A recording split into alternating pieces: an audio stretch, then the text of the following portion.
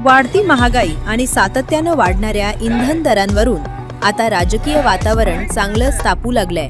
कोल्हापुरात आज शिवसेना उद्धव बाळासाहेब ठाकरे पक्षाच्या वतीनं केंद्र सरकार विरोधात एक अत्यंत अनोखं आणि विडंबनात्मक आंदोलन करण्यात आलं।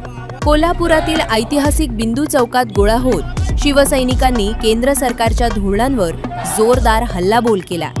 या आंदोलनाचं मुख्य आकर्षण ठरली ती म्हणजे एक बैलगाडी, ज्यावर पंतप्रधान नरेंद्र मोदी यांचा मुखवटा घातलेला एक तरुण उभा होता। उपहासात्मक फलक आणि घोषणाबाजीच्या माध्यमातून शिवसैनिकांनी वाढत्या पेट्रोल, डिझेल, सीएनजी आणि सोन्याच्या दरांचा तीव्र निषेध केला। सोने खरेदी करू नये, लोखंड खरेदी करावे आणि पेट्रोल डिझेल दरवाढीचे अभिनंदन अशा उपरोधिक घोषणा देत आंदोलकांनी प्रशासनाला धारेवर धरलं। यावेळी बोलताना ठाकरेंच्या शिवसेनेचे सहसंपर्क प्रमुख विजय देवणे यांनी पंतप्रधानांवर थेट निशाणा साधला। कोरोना काळात जशा टाळ्या वाजवायला सांगितल्या होत्या तसेच आता ते सोनं खरेदी करू नका असं सांगत असल्याचा टोला त्यांनी लगावला। तसेच पंतप्रधानांच्या राजीनाम्याची मागणी केली। दुसरीकडे शहर प्रमुख मंजित माने यांनीही जनतेने आता फक्त झालमुरी खाऊनच जगायचं का असा संतप्त सवाल उपस्थित करत देशाच्या अर्थव्यवस्थेवर चिंता व्यक्त केली।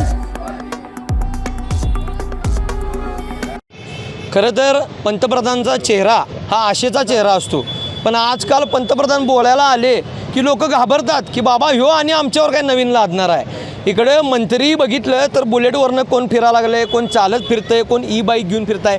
कशाला हे जनतेसमोर ढोंग करताय, हिथं दाखवताय असं। आणि रोज विमानाने इकडं तिकडं मुख्यमंत्री शेती करायला विमानानं जातात, हेलिकॉप्टरनं उडतात। मग जनतेनं काय करायचं? म्हणजे यांच्या चैन्या आणि जनतेनं त्रास सोसायचा काय, जनतेनं झालमुली खायची काय, ही वेळ आता आली आहे। इकडं सांगतात सोने खरेदी करू नका, कार्यक्रमाला जाऊ नका, तुमचे मंत्री बघा आणि मग जनतेला सांगा।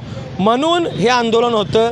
पेट्रोलची दरवाढ, डिझेलची दरवाढ, सोन्याची वाढ, सीएनजीची वाढ ही कुठेतरी अन्यायकारक चालली आणि सर्वसामान्य लोकांना जाचक ठरत आहे। म्हणून हे शिवसेना कोल्हापूर शहरच्या वतीनं आंदोलन होतं।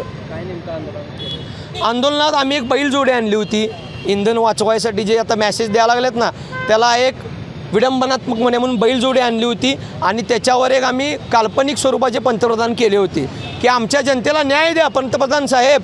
आजपर्यंत तुम्ही सगळी गाजरं दाखवली, पण आता गाजरं दाखवू नका, जनतेला न्याय द्या। हे खरं त्यामागचा उद्देश होता। तुम्ही अदानी अंदानीचे किशे भरायला लागलाय, जनतेकडे लक्ष द्या, नाहीतर या देशाची वाट लागेल। या आजचा आंदोलनाचा मुख्य होता। देश आर्थिक संकटात निघालेला आहे, अर्थव्यवस्था धोक्यात आलेली आहे आणि भारताचे पंतप्रधान 10 वर्षानंतर जागे झालेले आहेत। ज्या पद्धतीने त्यांनी कोरोनामध्ये थाळ्या वाजवा म्हणून सांगितलं, त्या पद्धतीनं सांगतात सोने खरेदी करू नका, चांदी खरेदी करू नका, पेट्रोलची काटकसर करा, रुपयाचं अवमूल्यन होते। या सरकारला, या नरेंद्र मोदीचं हे केंद्र सरकार जबाबदार आहे। निवडणुका होईपर्यंत नरेंद्र मोदी शांत बसले आणि आता 3 रुपयाची पेट्रोल वाढ, 3 रुपयाची गॅसची दरवाढ, सीएनजीची आणि डिझेलची दरवाढ ही जनतेला असहाय्य करणारी आहे। म्हणून या ठिकाणी आमचे असं मत आहे की भारताच्या अर्थव्यवस्थेला लागलेला जे ग्रहण आहे याची जबाबदारी स्वीकारून या देशाचे पंतप्रधान नरेंद्र मोदी यांनी राजीनामा द्यावा।